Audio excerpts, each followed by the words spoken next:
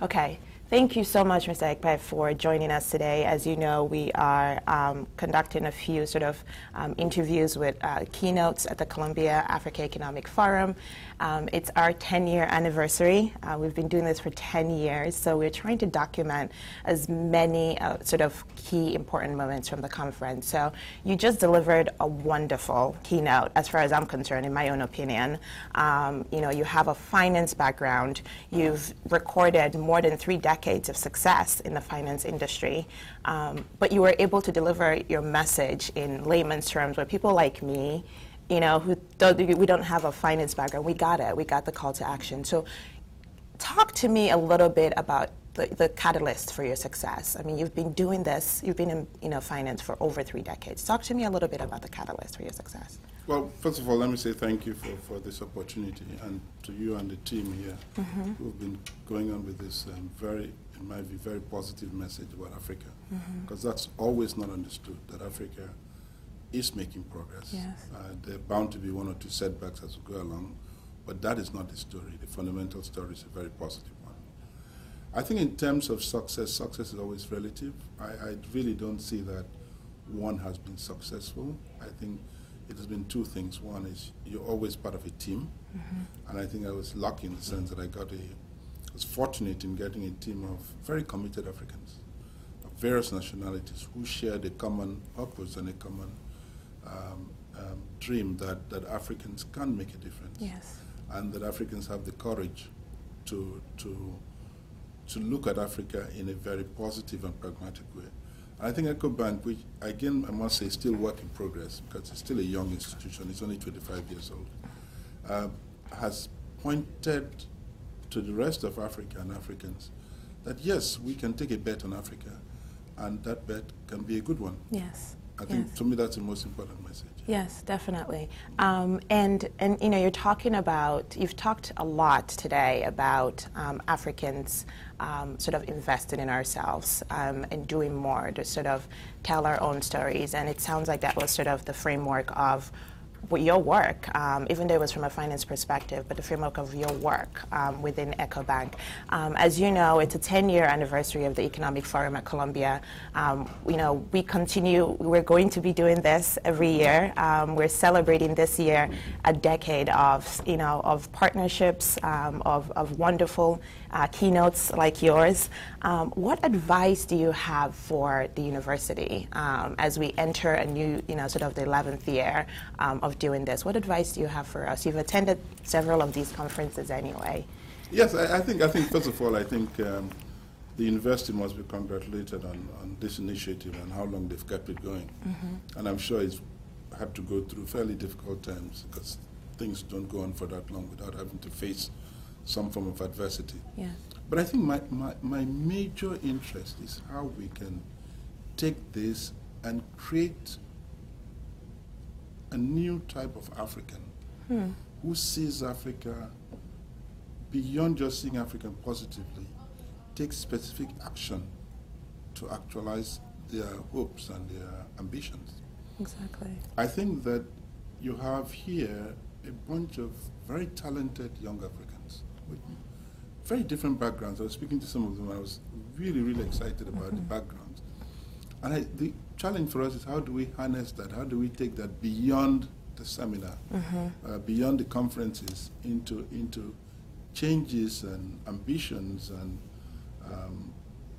missions that will impact Africa positively, maybe not in the next year or 2, but over the coming years. Definitely. I think that to me would be the most exciting. The most important piece. And you talked about, during your keynote and sort of, touching, leveraging what you just stated, you talked about, there are many people in the audience who are sort of entrepreneurial inclined.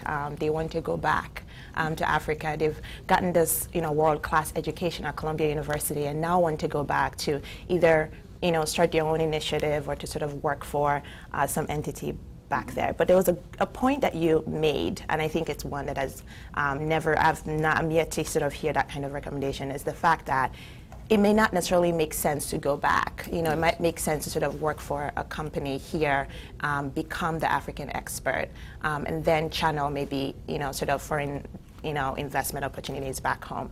Has that I mean, have you sort of seen that happen? You know, I guess it's a different kind of recommendation. It's not this, you know, it's not the recommendations that are usually made to us who want to go back to effect change. So I guess my question more so is it possible? Is it possible? Okay. It is possible. And I think the point I was trying to make was to move from form to substance. If you take my case, for example, I started working in Nigeria in the late 70s, right through the 80s, after I finished business school abroad.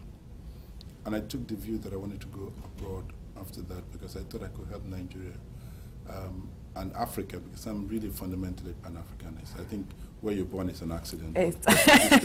Just to do is something that you have some control over.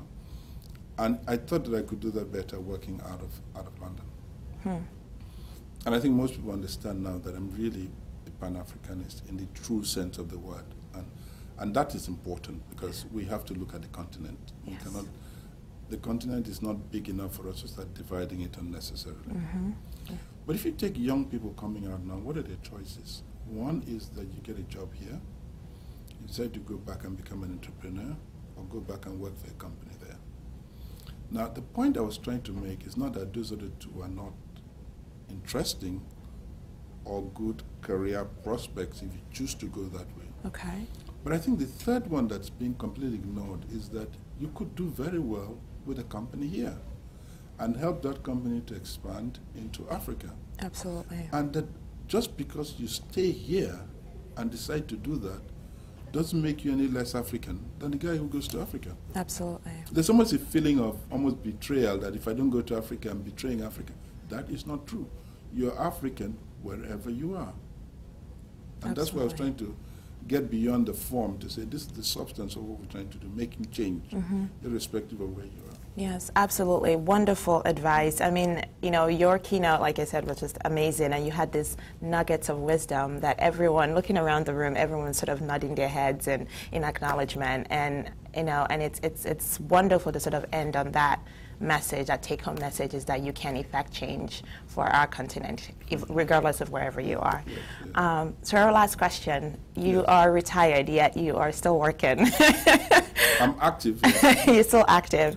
And maybe, not to sort of sound too cheeky, but talk to me a little bit about some of your projects, you know, at least projects that you still have tentacles in or that you're still developing for the continent. No, what I'm trying to do, first of all, when I left, when I retired from Ecobank, I took the view that I should still be engaged, but in a non-executive capacity. So my role increasingly is to support younger people who have initiatives that make sense. So, for example, I have a young chap who's got a very good mobile banking platform, and he wants to roll it out across Africa. And I think that's very exciting. Yes. Opportunity. So I'm working with him to get that done. Okay. We have a private equity firm that's looking to do Pan-African business. And the interesting thing about this is that most private equity firms going into Africa are foreign-owned. Yes. We're trying to create an African-owned private equity Wonderful. firm with African talent. We're looking for young Africans, and we're looking for African money as well. We're saying initially let's focus on African money, mobilize that, and then it's only on top of that that later on we might go for international capital to support it. Absolutely. That, I think, is a very exciting initiative. Yeah. And I think the third thing that has caught my imagination is I've been approached as well to say, we have all these banks in Africa. Is there a different way of doing banking? Yeah. You know, all the banks open branches. You know, they do the normal account opening. Can we look at another approach to it? Okay, that makes banking more inclusive. Yes. Okay. Yeah. And that is as much a challenge, an intellectual challenge, as it is an execution challenge. And what else do you need when you're retired? I know. Absolutely. You've got so much time, but it sounds like they're all very, very, interesting projects. Definitely. It sounds like they're all wonderful projects. Thank you so much for sitting in with us today. Really appreciate you. I don't know if you'll be joining us tonight at the gala. No, I have to catch a flight at 7:40 or thereabouts. Okay. So I don't think I will. I'll try and hang around as much as possible. Okay, wonderful. This afternoon, and then. Thank you But so much. Congratulations to you and the rest of the team. I think you guys are doing an excellent job. Thank you. Yeah. Thank you, Mr. Ekpe.